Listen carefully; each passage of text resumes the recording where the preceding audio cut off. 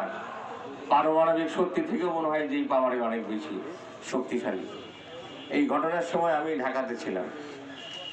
আমি খুব সারপ্রাইজ হতাম, আমার বাসা ঢাকাতে।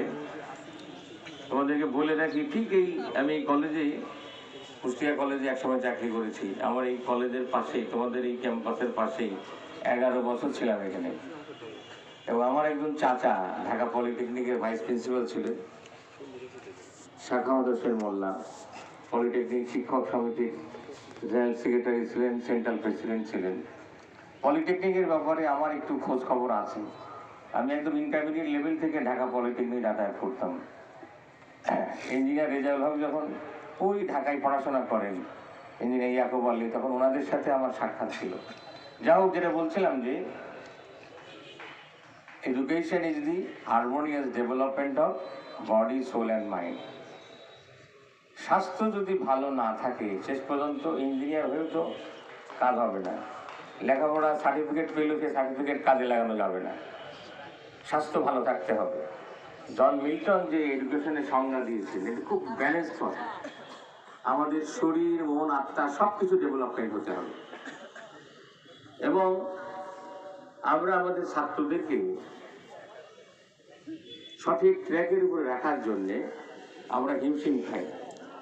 এখানে সমস্যা হলো যে, এটাও তোমরা শুনেছ যে আইডিল ব্রেইন ডেভিলস ওয়ার্কশপ। অনেক আগে একজন স্কলারের একটা বই পড়েছিলাম, মনটাকে কাজ দিন। উনি জেলখানায় ছিলেন। উনি জেলখানার ওনার দরজার পাশে যে স্যাঙ্কিটা থাকে, তাকে বলছে যে সবসময় চুপ করে বসে আছে, তুমি কি ভাবছো? কোনো মানুষ যদি তার মনটাকে কোনো পজিটিভ কাজ না দেয়, তাহলে অবশ্যই নেগেটিভ চিন্তা তার মাথায় আসবেই। এই যে মাঠ, এখানে যদি কিছু চাষ করা হয় তাহলে আসবে, না চাষ করলে কি পড়ে থাকে? আগাছা জন্মায়, গাছের পরিবর্তে আগাছা জন্মায়। অলস মস্তিষ্ক শয়তানের কারখানা। তোমরা যারা ইয়াং জেনারেশন, নানা ভাবনা চিন্তা, উল্টো পাল্টা ভাবনা আমাদের মাথার মধ্যে আসবেই। আর এই যে একটা যন্ত্র একটা আছে না, এটা তো আমরা মুক্ত হতে পারবো না। এখন যদি আমরা এটা সিস্টেম করতে পারি যে আমরা একটা বিকল্প কাজ আমাদের মেধাকে, মাথাকে দিতে পারি, আমাদের চিন্তা জগৎকে দিতে পারি, তাহলে খারাপ চিন্তা থেকে, ভুল চিন্তা থেকে আমরা বাঁচতে পারি। এটাই হলো এই খেলাধুলার একটা অন্যতম একটা লক্ষ্য। আমরা প্রতিষ্ঠানে, সব শিক্ষা প্রতিষ্ঠানে নানান রকমের খেলাধুলা কো কারিকুলাম বলি। আগে একটা সময় বলা হতো যে সহ পাঠ্যক্রমিক, নাকি? এখন বলা কো কারিকুলাম, মানে কারিকুলামের সাথে কিছু থাকতে হবে, শুধু বই পুস্তক হলে হবে না। কিছু খেলাধুলা, কিছু সাহিত্য সংস্কৃতি প্রতিযোগিতা থাকতে হবে, অন্যথায় এই বাচ্চাগুলিকে আমরা রক্ষা করতে পারবো না।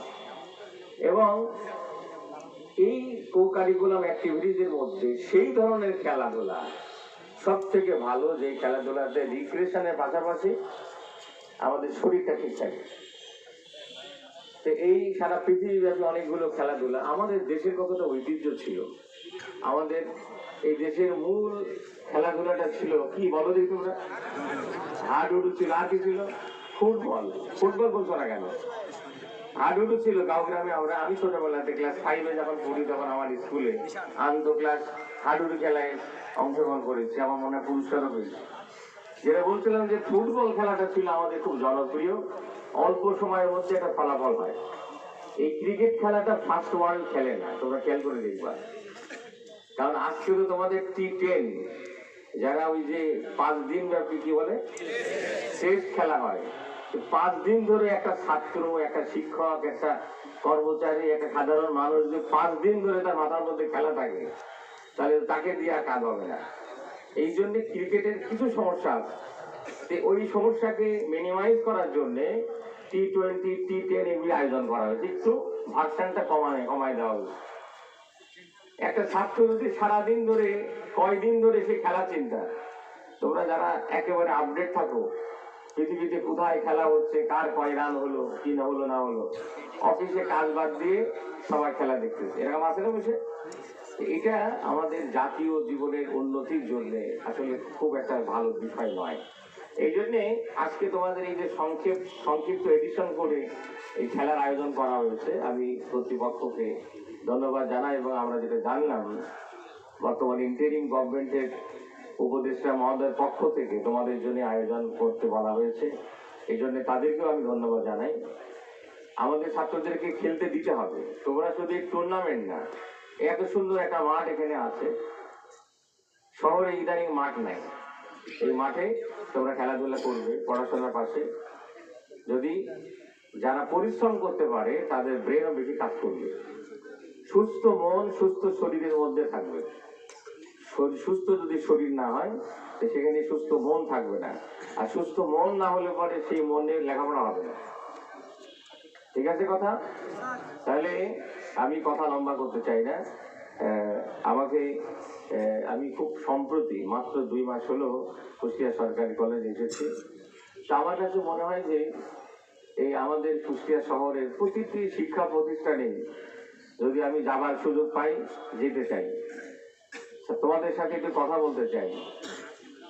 যদি কথা বলা, আমার কথা শুনে আমার একটি ছাত্র একটি ছাত্রী যদি একটু পজিটিভ রেখে তোমাদেরকেই আমি ধন্যবাদ জানাই। তোমরা আজকে খেলায় অংশগ্রহণ করেছো এবং দেখো এই খেলার মধ্যে নিয়ম কানুন মানতে যে নিয়মের প্রতি আইনের প্রতি শ্রদ্ধাশীল হওয়া যায়। সবকিছুর একটা অবজেক্টিভ কিন্তু এটা চিন্তা করতে হয়। আমাদের এই দেশটা কেন জানি তো অবজেক্টিভলি ভাবে না, কিন্তু অবজেক্টিভলি ভাবতে হয়। আমরা কেন আসছি এখানে? তোমরা কারোর পছন্দ হলো না একটা সিদ্ধান্ত, কিন্তু আম্পায়ারের কথা তোমাকে মানতে হবে, তাই না? এই যে বিষয়গুলো যেটা আছে সেটার মধ্য দিয়ে আমরা একটা ভালো মানুষ হতে পারি।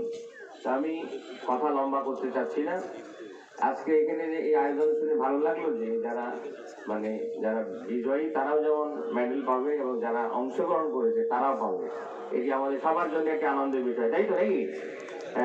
তোমরা পড়াশোনার পাশাপাশি, পড়াশোনা ফার্স্ট প্রায়োরিটি, পড়াশোনাকে নষ্ট করে কিছু করা যাবে না। সেই সাথে তোমাদের খেলাধুলা অন্যান্য বিষয়, এবং সেই খেলাকে প্রায়োরিটি দিতে হবে। এই যে মোবাইলের গেম, এটা কোনো খেলাই না, এই সমস্ত খেলা বাদ দিয়ে সেই খেলাকে প্রায়োরিটি দিয়ে খেলার রিফ্রেশনের পাশাপাশি আমাদের শরীরটা ঠিক থাকে। আমি নিজেও খেলাধুলার চেষ্টা করি, প্রতিদিন কলেজের স্যারদের সাথে ব্যাডমিন্টন অল্প হলেও একটু খেলার চেষ্টা করি। সবসময় চেষ্টা করেছি বলছে, সকালে অনেকে মর্নিং ওয়াক করে।